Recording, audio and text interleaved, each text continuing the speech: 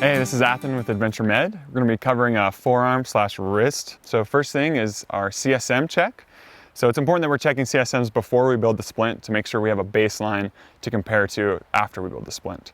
So I can check for a nice radial pulse here, comparing both sides. All right, I can check to make sure my patient has good sensation. Can you feel what I'm doing here and here?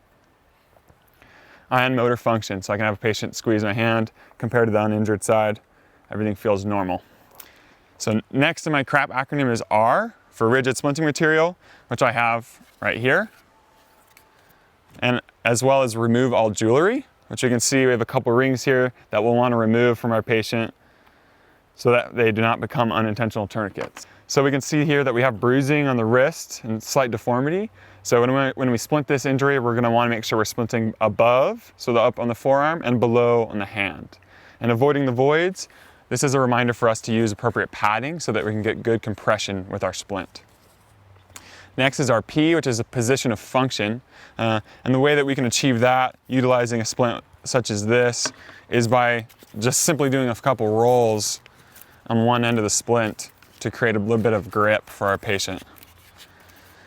It's always important to make sure that we're comparing and building a splint on an uninjured side before we're actually putting on the injury.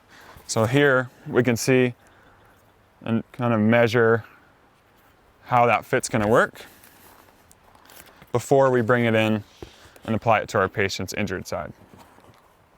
Go ahead and put it down there.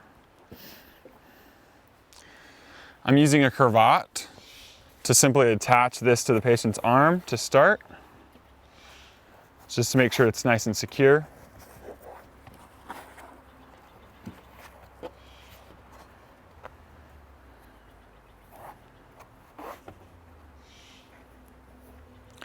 And then I can come in with an ACE wrap to fully secure this splint in place and to create a good amount of compression to make sure that this is working properly and is comfortable for our patient.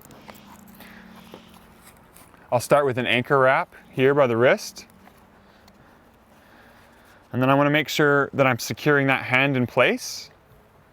So I can go here between the index and the thumb and then continue my wrap.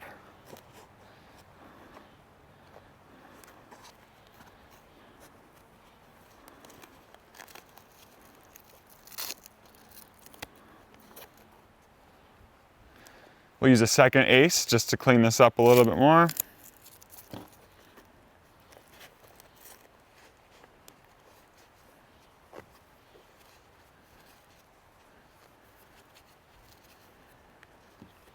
Making sure I'm utilizing the full wrap and then securing with the Velcro.